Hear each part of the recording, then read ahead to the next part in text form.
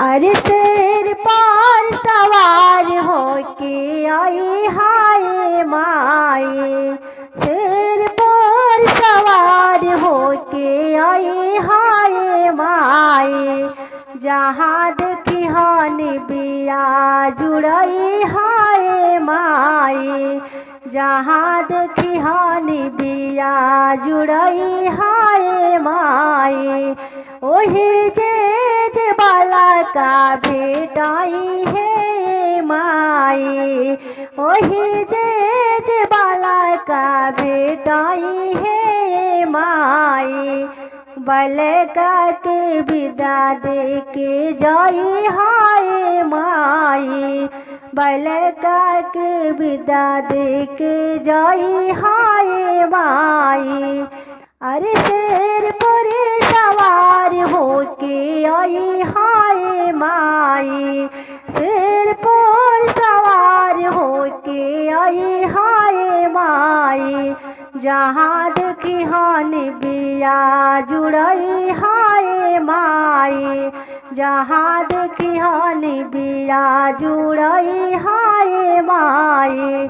ओही जे कन्या भेटाई है माई, ओही जे कन्या भेटाई है माई।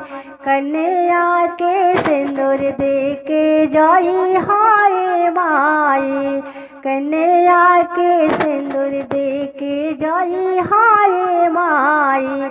अरे शेर पे सवार होके आई हाय माई, शेर पे सवार होके आई हाय माई। जहाँ देखी हनी बिया जुड़ई हाय माई, जहाँ देखी हनी बिया जुड़ई हाय माई। ओही जे तबाजिन भेटाई है माई, ओही जे तबाजिन भेटाई है माई। बाजिन के पुत्र दे के जाई हाय माई, बाजिन के पुत्र दे के जाई हाय माई। शेर पर सवार होके आई हाय माई, शेर पर सवार होके आई हाय माई। जहाँ देखी हनी बिया जुड़ई हाय माई, जहाँ देखी हनी बिया जुड़ई हाय माई। ओही जे ततवाई भेटाई है माई, ओही जे ततवाइन भेटाई है माई। तिवाइन के संपत्ति दे के जाई हाय माई, तिवाइन के संपत्ति दे के जाई हाय माई। अरे शेर पर सवार होके आई हाय माई, शेर पे सवार होके आई हाय माई।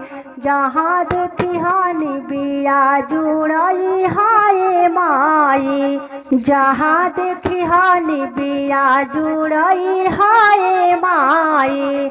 ओही जे तसेवा खा भेटाई है माई, सेवा खा के संपत्ति दे के जाई हाय माई। शेर पे सवार होके आई हाय माई, शेर पे सवार होके आई हाय माई। जहाँ देखी हनी बिया जुड़ई हाय माई, जहाँ देखी हनी बिया जुड़ई हाय माई।